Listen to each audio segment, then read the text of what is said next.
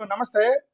ఈరోజు ఒక 4 4 సమాచారాలు ఈ ఒక వీడియోలోనే చూద్దాం. ఒక 4 విషయాలు. ఒకటి, ట్రంప్ వెనిజులియన్ ప్రెసిడెంట్‌ని పట్టుకున్నానని చెప్పి ప్రచారం చేశాడు. ఒక స్టేట్మెంట్ ఇచ్చాడు. రెండోది, మన రీసెంట్‌గా కర్ణాటకలో జరిగినటువంటి క్లాష్ ప్రీ ప్లాన్డ్ అని డీకే శివకుమార్‌ని అంటే ప్రీ ప్లాన్డ్ కాదని డీకే శివకుమార్ అన్నాడు. మూడోది, వెస్ట్ బెంగాల్లో పోలీసుల మీద రాళ్లదాడి జరిగింది. నాలుగోది, గ్రోక్కి కేంద్ర ప్రభుత్వం నోటీస్ ఇచ్చింది. 4 విషయాలు ఫాస్ట్గా నక్షల్లో చూద్దాం. ఓకే, ట్రంప్ వెనిజులా ప్రెసిడెంట్ని అతని భార్యని పట్టుకున్నాను అని చెప్పి అనౌన్స్ చేశాడు నిన్న. మనందరికీ తెలుసు అక్కడ ట్రంప్ మీద దాడి చేశారు అమెరికా వాళ్ళు. ఎందుకు దాడి చేశారు? అతను Trump Venezuela president Nicolas Maduro అనే వ్యక్తితోటి చర్చలు జరిపాడు. ఫస్ట్ చర్చలు ఫెయిల్ అని దాడి చేశారన్నాడు. చర్చలు ఎందుకు చేశారు? ఫెంటానిల్ అనే ఒక డ్రగ్ ఉందట. ఈ ఫెంటానిల్ అనే డ్రగ్ని వెనిజులా నుంచి అమెరికాలోకి వాళ్ళు ట్రాఫికింగ్ చేస్తున్నారట. వెనిజులా నుంచి అమెరికాకి పంపిస్తున్నారట ఈ డ్రగ్ని, ఫెంటానిల్ అనే డ్రగ్ని.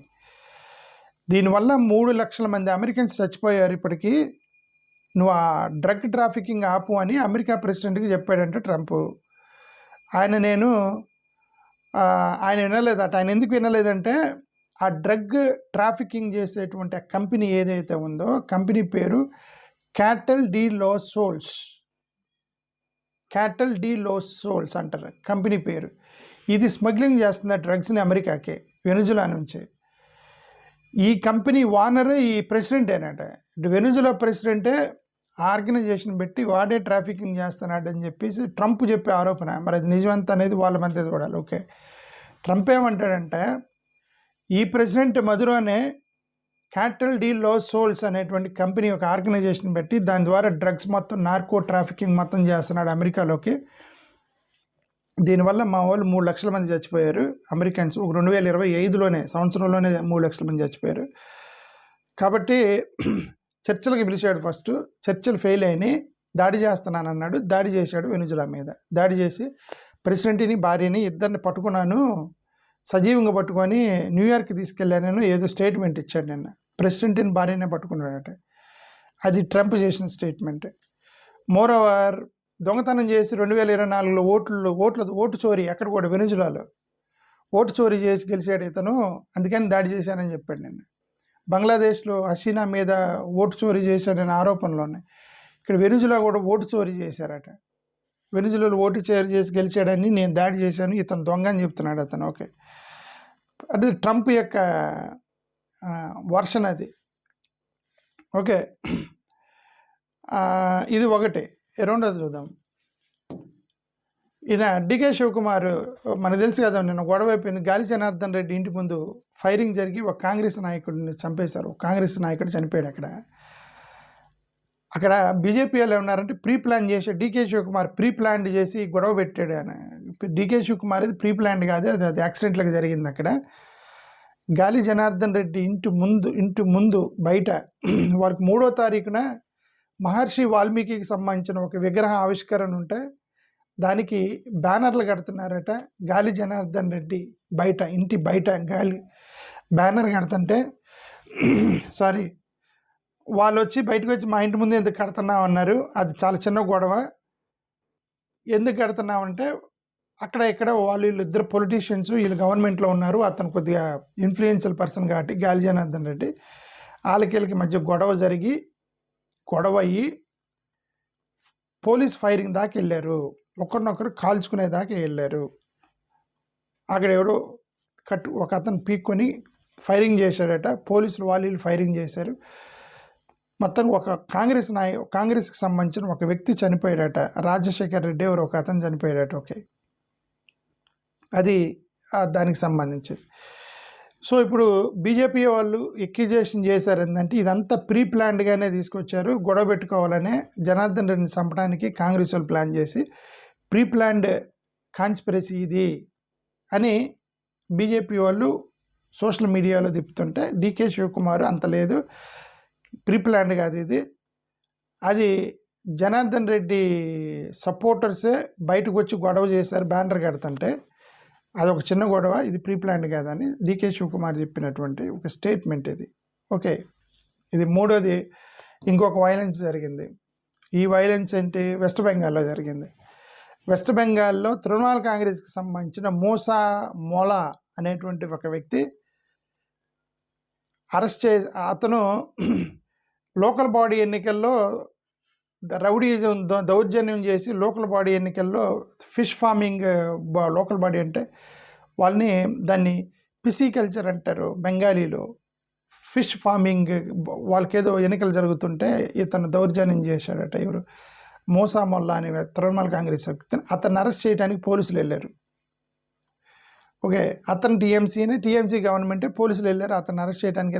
దౌర్జన్యం చేశాడు ఆయన. వాళ్ళు ఓన్ గవర్నమెంట్ అతనే, ఓన్ పార్టీ అతనే. అరెస్ట్ చేయడానికి వెళ్తే అక్కడ ఆ విలేజ్లో అతని సపోర్టర్స్ ఎవరైతే ఉన్నారో పోలీసుల మీద రాళ్ళు తీసుకొని కొట్టారు. ఇది పోలీసుల మీద రాళ్ళు తీసుకొని కొట్టారు. వైలెన్స్ లేచింది నిన్న వెస్ట్ బెంగాల్లో.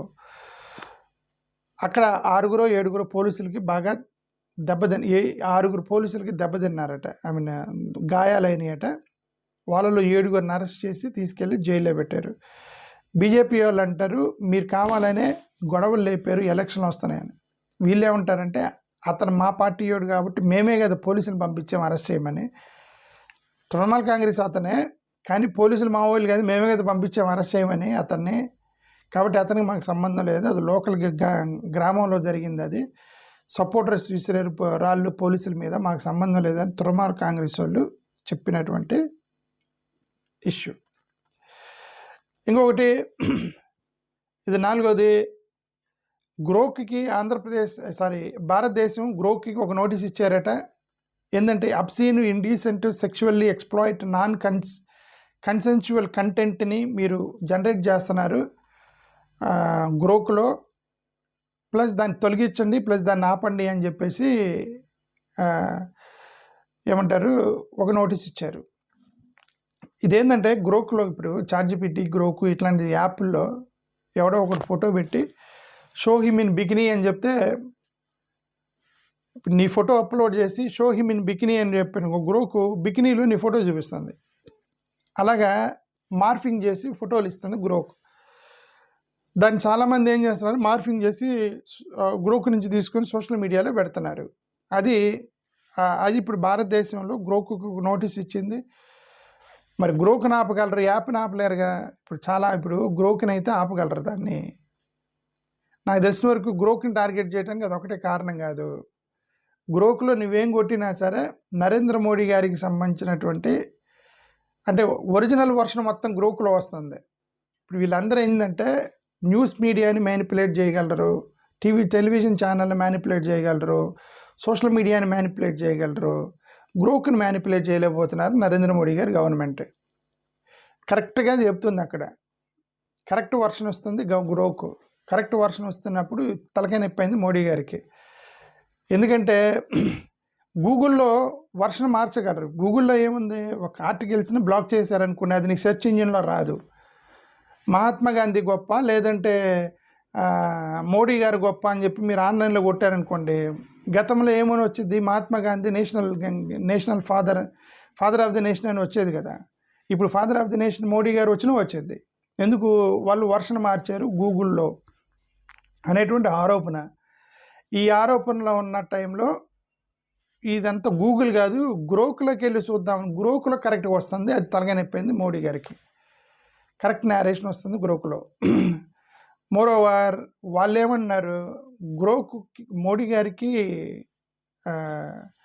ఇదే ట్విట్టర్ ఎక్స్, ఓకే, ఈ ఎక్స్ ఓనర్కి మోడీ గారు అంటే పడదనుకుంటా, మోడీ మీద వ్యతిరేకంగా గ్రోక్లో కథనాలు వస్తున్నాయి. మీరు ఏమైనా అడిగితే బీజేపీ మంచిదే, కాంగ్రెస్ మంచిదే అని చెప్తే కాంగ్రెస్ మంచిదని వస్తుంది. మోడీ మంచోడా లేకపోతే రాహుల్ గాంధీ మంచోడా, రాహుల్ గాంధీకి ఫేవరబుల్గా అంటే మోడీకి వ్యతిరేకంగా గ్రోక్లో సమాధానాలు వస్తున్నాయి, మీరు కావాలని చేస్తున్నారని ఆరోపణలు చేశారు గతంలో గ్రోక్ మీద. సో ఇవన్నీ దృష్టిలో ఉన్నట్టుంది. ఇది ఈ పేరు మీద ఇతనికి నోటీస్ ఇచ్చారు. ఇప్పుడు నాకు అర్థమైంది. ఎందుకంటే మార్ఫింగ్ అంటే అది యాప్లు చాలా ఉన్నాయి. గ్రోక్ని ఆపగలరు కానీ యాప్లు ఆపలేరుగా. ఎక్కడో అమెరికాలో యాప్లు ఉన్నాయి, మార్ఫింగ్ యాప్స్. అవి కొన్ని కోకోలలో ఉన్నాయి అవి. సో అవి ఆపలేరు. ఓకే. సోషల్ మీడియాలో పోస్ట్ చేయకుండా మీరు అడ్డుకోవాలి. ఎవడైనా సరే ఒక అబ్సీన్ ఫోటో సోషల్ మీడియాలో పోస్ట్ చేస్తే మీరు వెంటనే బ్లాక్ చేయాలి అకౌంట్ని, లేదంటే అతన్ని అరెస్ట్ చేయాలి. అక్కడ కంట్రోల్ చేయగలరు కానీ యాప్ని మీరు కంట్రోల్ చేయలేరు. ఇది కావచ్చు ఇంకొక యాప్ వచ్చింది. ఓకే సరే. ఎనివే ఈ గ్రోక్కి ఇచ్చినటువంటి ఈ అంటే ఈ నోటీస్ అనేది కరెక్టే, మంచి పనే చేశారు. ఎందుకంటే మరి అది ఇట్లాంటివి మనం ఎంకరేజ్ చేయకూడదు. బట్ వాళ్ళైతే నోటీస్ ఇచ్చారు సీరియస్గా. ఓకే. ఫొటోస్ని ఉమెన్ ఫొటోస్ని మారుస్తున్నారట. అంటే ఇప్పుడు నేను షూట్ వేసుకొని ఉన్నాను, నాకు బ్రా ఇది ఈ రమేష్ అనేవాడికి బ్రా తొలగించండి, ఇది మొత్తం లేపేసి బ్రా చూపిస్తుంది. ఓకే నాకేసి నీకు ఒక ఫోటో ఇచ్చిద్దాను గ్రోక్లో, అది చేస్తున్నారు వాళ్ళు. సో అది గ్రోక్ని మీరు దాన్ని వెంటనే బ్లాక్ చేయండి అని మన గవర్నమెంట్ నోటీస్ ఇచ్చింది వాళ్ళకి.